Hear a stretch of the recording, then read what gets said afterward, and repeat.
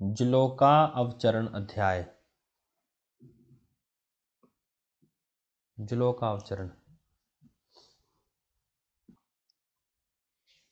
जलोका जो है वो अनुशस्त्रों में श्रेष्ठ है। लिखना है जलोका जो है अनुशस्त्रों में श्रेष्ठ मानी जाती है। जलोका अवचरणी अध्याय का नाम है जलोकाएं जो हैं वो अनुशस्त्रों में श्रेष्ठ हैं।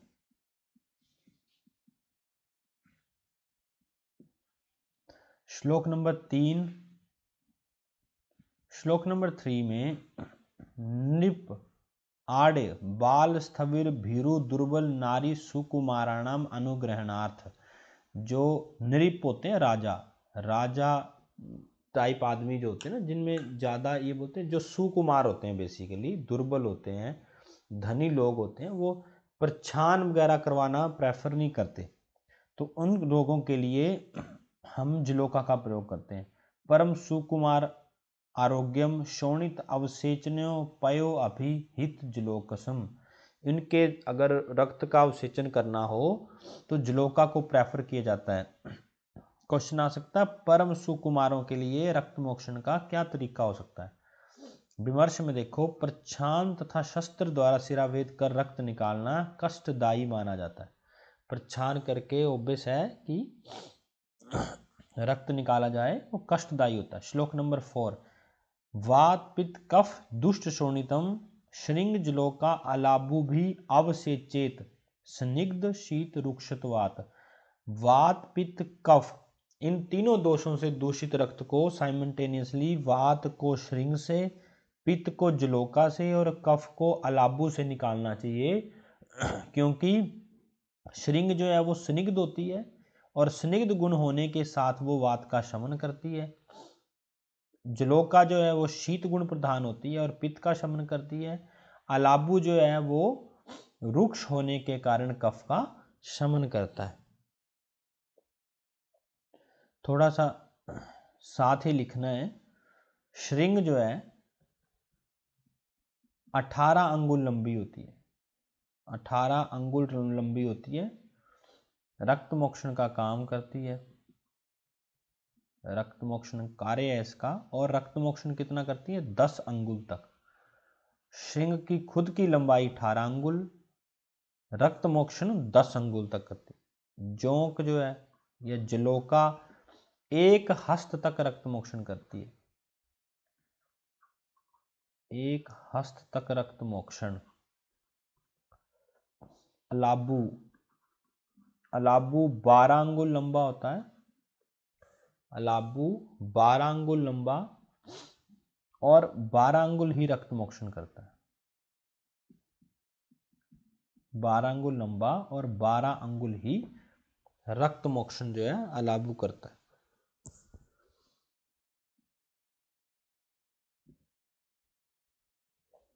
श्लोक नंबर 5। गो श्रृंग जो है वो उष्ण समधुर स्निग्ध गवाम श्रृंग प्रतिकीर्तता। गो श्रृंग जो है वो उष्ण मधुर और स्निग्ध होती है और साथ में 18 अंगुल होती है, ऊपर लिखवा दिया, और 10 अंगुल तक रक्त अवसेचन करते हैं। जलोका शीत अधिवासम मधुर जलोका वारी संभवा। शीत अधिवासम ठंडी जगह पर अधिवास करती है और इसका निवास स्थान बारी होता है, जल में उत्पन्न होती है या फिर जल में ही इसका निवास स्थान होता है। मधुर भी होती है साथ में। और पित्त संसृष्टेतु हितम, पित्त दोष के लिए हितकारक होती है। अलाबु कटुक रुक्ष तीक्ष्ण और श्लेष्म उपसृष्ट में हितकर मानी जाती है। श्लोक नंबर 8। अलाबु और प्रच्छान के लिए बोला तत्त प्रचित्ते तनु वस्त्र पट सूत्र अनवध्यन श्रृंगेन शोणी तवम अवसेचित आचूषणात्। ये जो श्रृंग है इससे खून कैसे चूसा जाता है, इससे खून कैसे सक करना चाहिए, इन्होंने प्रोसीजर बताया है। पहले प्रच्छान करना है, फिर तनु वस्त्र पट या सूत्र धागे से उस जगह को बांधना है आसपास से, उसके बाद श्रृंग से अवसेचन करना चाहिए। लेकिन अलाबू में संप्रदीप्यात ऐसे शांत प्रदीप कर लिखा है ना, ऐसे शांत दीप्या अलाबू। इसमें क्या किया जाता है, एक कटोरा होता है, अलाबू मतलब कटोरे के नीचे जो है वो आग जलाई जाती है, दीपक जलाया जाता है, इसको बोलते हैं संदीपनार। दीपक रखकर फिर उसको जला के उल्टा रख दिया जाता है। जैसे ही ऑक्सीजन खत्म हो जाएगी अंदर, तो वो क्या होता है, वैक्यूम क्रिएट होगा, और वैक्यूम क्रिएट होने से वहां पर ब्लड लेटिंग होना शुरू हो जाएगी। तो अंतरदीप प्राया ऐसे करके पढ़ना है इसको। अंतरदीप प्राया, अगर अंतरदीप की बात आए तो वो अलाबू की प्रोसीजर है, इसको संदीपनी या फिर अंतरदीप प्राया करके बोलते हैं। श्लोक नंबर 9, श्लोक नंबर 9, जल आस आयुर इति जलायुका। जल आसाम आयुर इति जल ही जिसका आसन हो या जल ही जिसका निवास स्थान हो, और जिसकी जली आयु हो उसको जलायुका कहते हैं, जलायुका कहते हैं, ये जलोका कहते हैं। जल आसाम ओक इति, ओक होता है निवास स्थान, जिसका जल जो है वो ओक हो उसको जलोका, जिसका जल आयु हो उसको जलायुका, जिसका जल ओक हो उसे जलोका, ऐसे करके इन्होंने जलोका की डेफिनेशन दी है। श्लोक नंबर 10, ताम द्वादशम तासाम सविशा षष्ठ तावत्य एव निर्विशा। ये क्वेश्चन बड़ी बार पूछा गया है। क्वेश्चन पूछने का तरीका होता है कि जलोकाएं कितनी होती हैं। ताम द्वादशम, 12 जलोकाएं होती हैं। कोई दिमाग नहीं लगाना है कि 6 होती हैं, 6 निर्विश होती हैं, 6 सविश होती हैं, फलाना होता है, कुछ नहीं, सीधा सीधा आंसर लगता है 12 जलोकाएं होती हैं। तत्र सविश कौन सी है? 6, कृष्णा, करबुरा, अलगर्दा, इंद्रयुधा, समुद्रिका, गोचंदन। याद होनी चाहिए, इसमें से जरूर क्वेश्चन आता है। निमोनिक बनाना है, कृष्ण कब अलग हुआ, कृष्ण कब अलग हुआ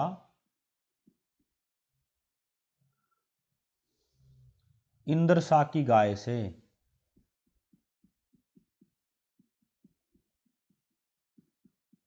कृष्ण कब अलग हुआ इंद्रसा की गाय से। कृष्ण मीन्स कृष्णा, कब से करबुरा, अलग से अलगर्दा, हुआ से नहीं, कोई बात नहीं, हुआ से कुछ नहीं है, इंद्रा से इंद्रयुधा, सा से समुद्रिका, और गाय से गोचंदना। ये 6 याद करना बड़े जरूरी हैं। अब देखो इसमें देखो थोड़ा थोड़ा ना, आप अगर नाम पे ध्यान देंगे तो आपको लक्षण पकड़ में आएंगे। कृष्णा देखना, अंजन चूर्ण वर्णा, अब अंजन का चूर्ण आपको पता है काला होता है। पृथुशिरा, जिसका सिर चपटा हो तो अंजन के चूर्ण की तरह अगर पकड़ना चाहें तो वहीं से पकड़ा जा सकता है। दूसरा करबुरा, मतलब बुरी सी शक्ल वाली होगी या बुरी बुरी बुरी होगी, देखना। बर्मी मत्स्य अवदायत, छिन्नोन्नत कुक्षी, है ना? छिन्नोन्नत कुक्षी, बर्मी मत्स्य की तरह, अवदायता, बर्मी मत्स्य जो है वो बुरी होती है देखने में, ऐसे याद रखना है। मछली जो है वो बुरी सी लगती है देखने में, तो बर्मी मत्स्य के जैसी छिन्नोन्नत कुक्षी, जिसकी कुक्षी जो है वो लंबी छिन्नोन्नत हो, मतलब कि कोई डायमेंशन प्रॉपर ना हो, उसमें अजीब सी रेखाएं हो, ऐसा कुछ समझ लेना, वो करबूरा। नेक्स्ट है देखो अलगर्दा। अलगर्दा का नाम से पता लग रहा है अलग सी, अलगर्दा मतलब अलग सी, है ना, अलग बन रहा है।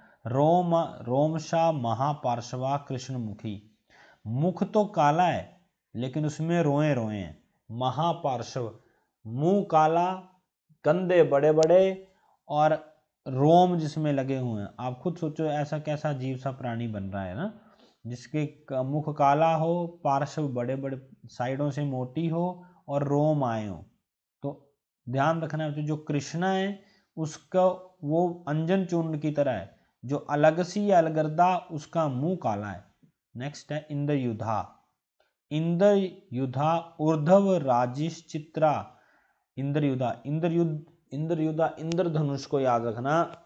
इंद्रधनुष में कैसी होती हैं, इंद्रधनुष में आज 7-8 रंग होते हैं, 7 रंग होते हैं। तो इंद्रयुधा ऊर्ध्व राजी भी चित्रता, इंद्रयुधा कैसी है? ऊर्ध्व राजिश चित्रता। ऊपर से अगर उनको देखें तो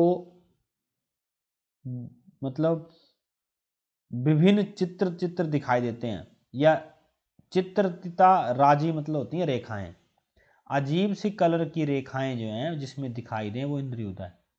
ऊर्ध्व राजी ऊपर की तरफ उभरी हुई विचित्र रेखाएं, जैसे इंद्रयुध में, जैसे इंद्रधनुष में होती हैं। इंद्रधनुष अगर आप देखेंगे तो उसके रंग जो है वो ऐसे दिखाई देते हैं 7। तो वैसे ही, और रंग कैसे दिखाई देते हैं? लाइन में दिखाई देते हैं। तो वैसे ही अगर आप इमेजिन करें तो इंद्रयुधा वैसे ही है, राजीभिस चित्रता इंद्रयुधा।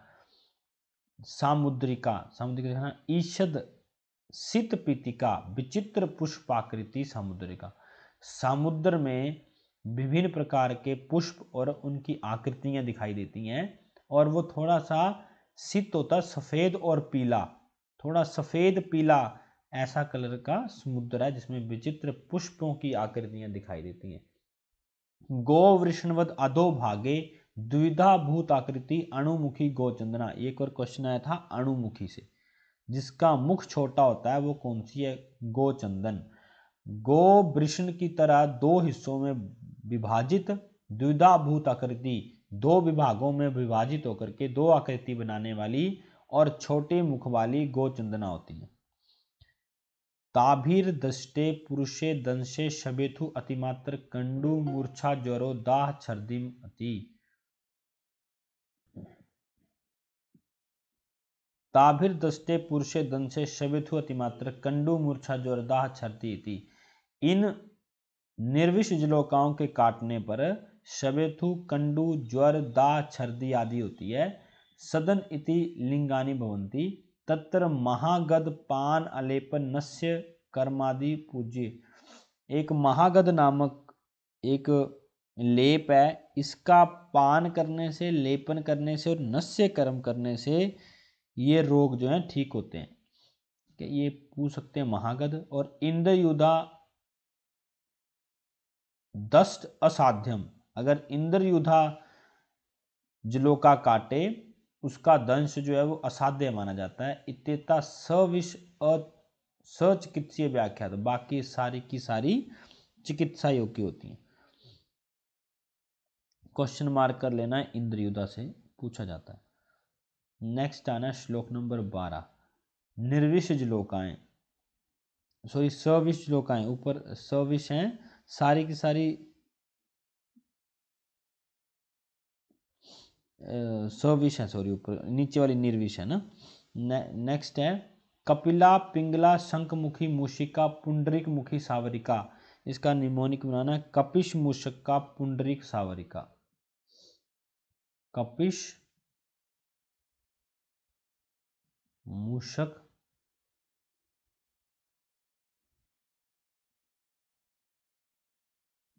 का पुंडरीक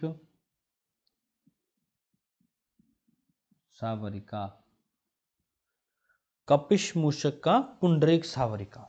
कपिश से क से कपिला, पी से पिंगला, श से शंखमुखी, मूषक से मूषिका, पुंडरीक से पुंडरीक मुखी और सावरिका से सावरिका। पहली है कपिला। कपिला देखो कैसी है, तत्र मनशिलार अंजिता अभ्यम पार्श्वाभ्यम पृष्ठे स्निग्ध मुग्ध वर्ण फला कपिला। कपिला कैसी है? पीले कलर की है, पीला लग रहा है ना से क पीला, पीले कलर की। मनशिला पीले रंग की होती है, और स्निग्ध मुग्ध वर्ण मूंग के वर्ण की। पार्श्वाभ्याम पृष्ठे पीठ से स्निग्ध होती है, पार्श्व वाली पीठ पर स्निग्ध होती है और मुग्ध वर्ण की होती है। नेक्स्ट है पिंगला, किंचित रक्त वृत्तकाय पिंगला आशुगा। क्वेश्चन मार्क लगाना है। आशुगा मतलब जो जल्दी ही खून को पी ले, ये जो जल्दी जो है जल्दी जल्दी काम करे, शीघ्र, चाहे खून को पिए चाहे जल्दी जल्दी चले, कुछ भी है। आशुगा जो काम करे, आशु होता है जल्दी, उसको पिंगला कहा जाता है। नेक्स्ट है शंखमुखी, यकृत वर्ण, क्वेश्चन मार्क लगाना है। यकृत वर्णा शीघ्र पायनी, ये शीघ्र पायनी जल्दी रक्त पीने वाली होती है। देखो शब्द वैसे ही आएंगे, आशुगा शीघ्र पायनी, आशुगा का मतलब भी जल्दी करना है, शीघ्र पायनी का तो क्लियर कट मीनिंग है कि खून को जल्दी पीती है। दीर्घ तीक्ष्ण मुखी शंखमुखी, मूषिका, मूषिका आकृति वर्ण अनिष्ट गंधा, ऑब्वियस हम बोलते हैं मूषिका जो होती है वो अनिष्ट गंध वाली होती है।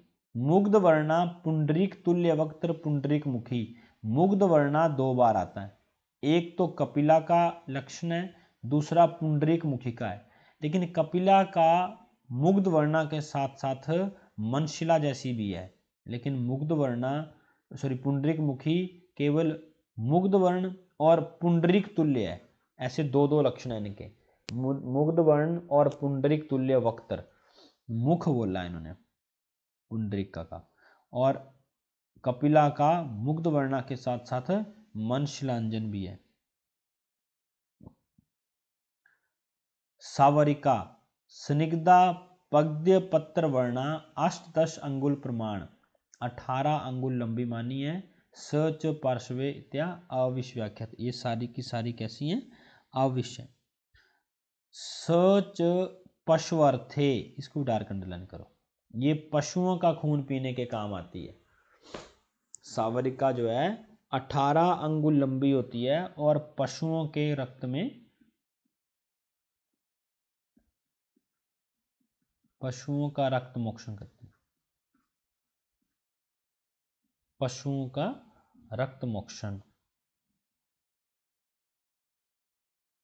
श्लोक नंबर 13, तासाम यवन पांड्य सह पोतनादि क्षेत्रम, 4 ऐसे क्षेत्र है जहां पर ये रहती हैं, यवन पांड्य सह और पोतन, तेषु महाशरीर बलवत्य शीघ्र पाइनो महाशन निर्विशेष विशेष भवंती, ये क्षेत्र बड़े शरीर वाले, क्षेत्रों में बड़े शरीर वाली, बलवान, शीघ्र रक्त पीने वाली, अधिक खाने वाली, विशेष करके निर्विष लोकाएं होती हैं। 14 नंबर श्लोक, तत्र सविष मत्स्य, मत्स्य कीट है ये ना, कीट दर्दुर मूत्र पुरुष कोथ जातम कलुषे अंबुशुच सविषम, पद्य उत्पन्न नलिन कुमुद सुगंधिक मुंडरिक शैवाल कोथजा विमलेशु अंबुशुच निर्विषा। लेकिन जो ये जो दूसरी होती हैं सविष श्लोकाएं, वो मत्स्य कीड़े, मेंढक कीट, दर्दु मेंढक होता है, मूत्र कोथ आदि में पैदा होती हैं, है ना। और दूसरी लिखी है पद्य उत्पन्न नलिन कुमुद सुगंधिक कुलवे पुंडरिक शैवाल में कोथ में निर्मल जल निर्विष लोकाएं उत्पन्न होती हैं। इतना इतना सविष लोकाओं के लिए लिखा है, और आगे जो है पद्य उत्पन्न नलिन कुमुद सुगंधिक जैसी जगहों पे निर्विष लोकाएं उत्पन्न होती हैं। श्लोक नंबर 15, क्षेत्रेषु विचर्यन्ता सलिल आड़े सुगंधेषु न च संकीर्ण चरण न च पंकेश सुखा, ये जो विषरहित जलोकाएं होती हैं वो विचरण कहाँ करती हैं, जहां पर सुगंधित अच्छा जल हो, संकीर्ण एरिया ना हो, और पंक मतलब कीचड़ जैसा ना हो। श्लोक नंबर 16 IMP, तासाम ग्रहणार्थ आर्द्र चर्मणा, गीले चमड़ी से इनको ग्रहण करना चाहिए, गीली चमड़ी से इनका ग्रहण जो है वो करना चाहिए, पूछा गया क्वेश्चन है। नेक्स्ट अंडरलाइन करनी है, इनको खाने के लिए दिया जाता है, तासाम उपहरेत शैवाल बलूर ओदक कंद चूर्ण आकृति शय्यार्थ तृण ओदकानी च पत्राणी, इनको सोने के लिए ना तृण ओदक घास के बने हुए नीचे बिछा देने चाहिए। ये क्वेश्चन पूछा जाता है, द्वैहात त्रैहाच अभ्यो अन्य जलम भक्ष्याद्यात, 2-3 दिनों में, अहोते दिनों में जल और खाने का भोजन जो है वो बदल देना चाहिए। सप्तरात्रात घटम अन्य संकेत, 7 दिनों में घड़ा बदल देना चाहिए, 7 दिनों में घड़ा ही बदल देना चाहिए जिसमें रखते हैं जलोकाओं को। श्लोक नंबर 18,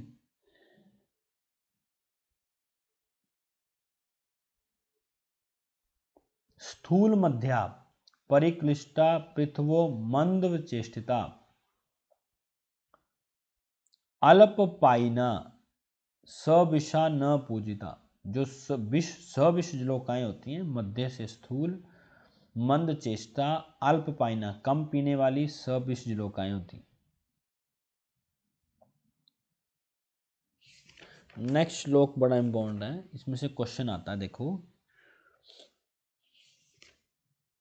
ये जो रक्त मोक्षण के लिए बोला गया कैसे करना है। विरुक्षणम चस्य तम अवकाशम मृद गोमे चूर्ण चूर्णे रुजम स्यात्। जो मृद और गोमे चूर्ण है, इसको जो है लेखन करना चाहिए। जहां पर जलोक लगानी है बोला, वहां पर इससे पहले लेखन करना है। गृहीताश्ताम जलोका को ग्रहण करना है। सर्षप रजनी कल्क उदक प्रदिदक गात्री, और उसके बाद उसमें सर्षप और रजनी का कल्क जो है वो लगा देना है। सलिल सरक मध्य, सरक होता पात्र, उसको पानी के पात्र में फिर दोबारा से रख दो। मुहूर्त स्थिता विगत क्लमा ज्ञातवा, ये क्वेश्चन आता है। और एक मुहूर्त तक रखे रखो। अब क्वेश्चन पूछते हैं कि एक मुहूर्त तक रखने से होगा क्या? विगत कलम हो जाएगी, उसको जो कलम होगा वो ठीक हो जाएगा। एक मुहूर्त पर रखने पर कलम रहित हो जाएगी, या कलम को बोलते हैं गलानी। ये ऐसे पूछ सकते हैं, गलानी के हरणार्थ कितने समय तक जलोका को पानी में रखना चाहिए? एक मुहूर्त तक उसकी जो गलानी है वो कम हो जाएगी। आगे अंडरलाइन करना है।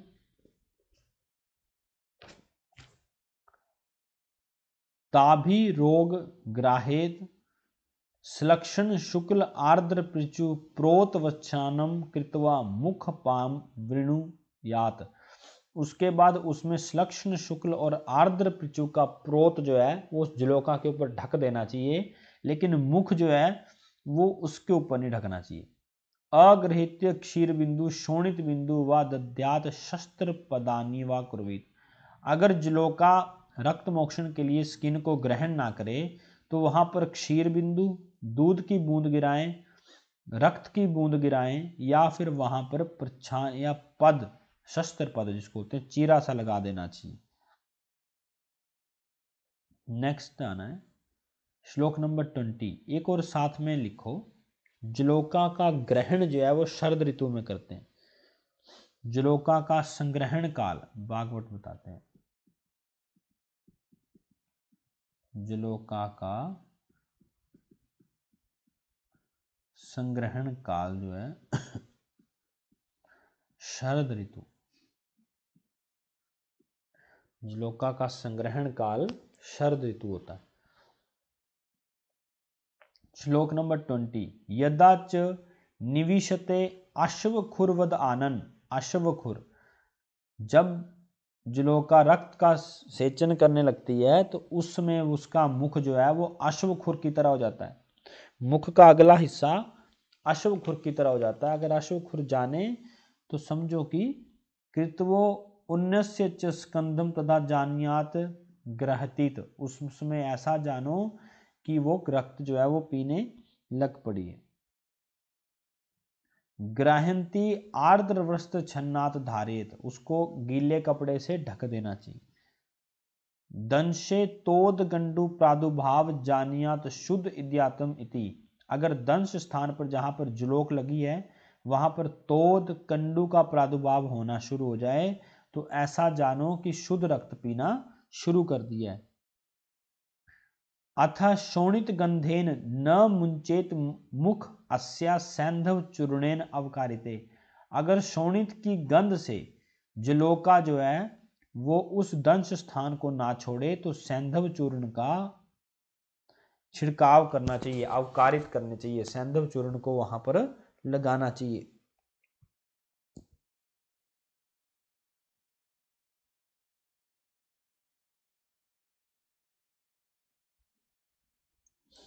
नेक्स्ट श्लोक पे आना, श्लोक नंबर 22।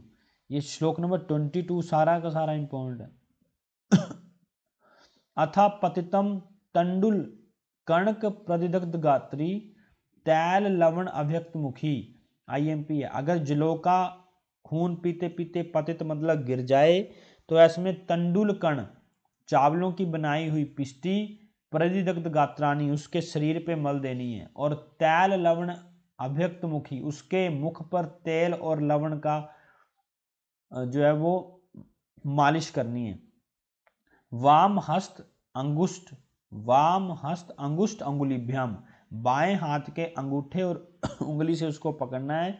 ग्रहित पुच्छम, पूंछ वाले हिस्से से उसको बाएं हाथ के उंगली और अंगूठे से पकड़ के दक्षिण हस्त अंगुली अंगुष्ठाभ्यम शनय शनन अनुलोम्यत अनुलोम्यत आर्जेत मुखाद, दाएं हाथ के अंगूठे से धीरे धीरे उसको अनुलोमत वमन करवाना है। ये क्वेश्चन आता है। शनैर अनुलोम्यत अनुमार्जेत मुखाद, वामेत तावधावत्यम सम्यक वात लिंगानी, अगर उसका वमन हो गया और सम्यक वमन हो गया तो उसके लक्षण होंगे सम्यक वांता, सलिल सर कन्यता, भोक्तु कामा सती चरेत। अगर मान लो उसका वमन ठीक हो गया तो वो सलिल होता पानी, खाने की इच्छा में, भोक्तु कामा, खाने की इच्छा में वो इधर उधर पानी में चलती हुई नजर आएगी। सा सिद्धति न चेष्टे सा दुर्वांत, अगर वो खाने की इच्छा में भागती नहीं है, वहीं बैठ जाती तो उसको दुर्वांत समझे। दुर्वांत मतलब सही से वमन नहीं हुआ है। ताम पुनः सम्यक वमेत, उसके बाद उसका दोबारा वमन करवाना चाहिए। दुर्वांत्या व्याधिर साध्य इंद्र मदो रक्त मदो नाम भवती, दुर्वांत जो जलोका होती है उसको एक बीमारी हो जाती है, उसको बोलते हैं रक्त मधु, व्याधि होने का डर रहता है। या इंद्रमद या रक्तमद, रक्तमद नाम जो है वो बागवट ने दिया है और ये जलोका का रोग होता है, ऐसे क्वेश्चन आता है। असाध्य व्याधि ये जलोका की, उसका वमन ना कराएं तो उसकी असाध्य व्याधि इंद्रमद हो जाती है। विमर्श में देखो, एक बार प्रयुक्त जों को 7 दिन तक पुनः रक्त अवसेचन के लिए प्रयुक्त नहीं करना चाहिए। सप्तरात्रम पुनर्प्रिय, ऐसे अष्टांग संग्रह बोलते हैं। जहां पर जलोका का जख्म बन जाए वहां पर शतधोत घृत से अभ्यंग करना है, पिचु धारण करना है। जलोका वर्णन मधुकान अवघटेत, शतधोत घृत का अभ्यंग और पिचु धारण और मधु मिला करके अवघटन मतलब पट्टी बांध देनी है। शीत अबिर सिद्धम परिसेचित बंधनियाम, या फिर मधु से अवघटन मतलब पट्टी नहीं बांधनी, सॉरी, मधु का लेप लगा करके ठंडे जल से परिसेच करना है या फिर बांध देना है। व्रणन कषाय मधुर स्निग्ध शीतल प्रदेह, ऐसे ऐसे प्रदेह करने चाहिए वहां पर। विमर्श में आओ, रक्त अतिस्राव, जनों के सिर में छोटी छोटी ग्रंथि होती हैं जिसमें से हिरुडिन नामक द्रव्य होता है जिसके निकलने से रक्त के जमने की शक्ति कम हो जाती है। दंश स्थान पर जब जलोक, किसी ने जलोका लगाई हो वहां देखना दंश स्थान से ना ब्लीडिंग होती रहती है, उसका कारण होता है वहां पर क्लोटिंग नहीं हो पाती। हिरुडिन नामक एक केमिकल होता है, उसकी वजह से ऐसा होता है ना।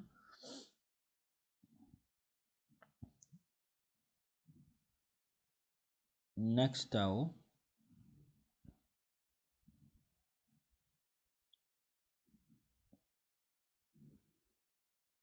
ट्वेंटी 24 मार्क कर लो। क्षेत्र ग्रहण जाति पोषण अवचारण जलोका यो व्यक्ति तत्साध्यम न जेत गदान, जो जलोका के क्षेत्र को ग्रहण करने का तरीका, सविष निर्विष की जाति, पोषण, उसका उच्चारण, ये सब जानता है वो रोगों को हर सकता है।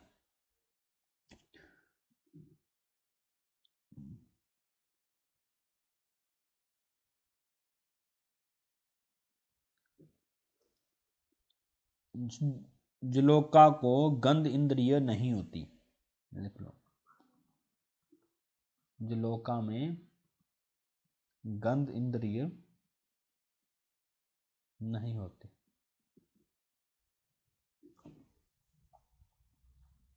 नेक्स्ट अंडरलाइन कर लो थोड़ा सा विमर्श में। जलोका साध्य रोग बागवट बोलते हैं। गुलम अर्श विद्रदी कुष्ठ वात रक्त नेत्र विसर्पादिना सम्मित जलोका। एक और लाइन लिखो, अवगाढ़ रक्त के लिए भी जलोका उपयोगी होता है।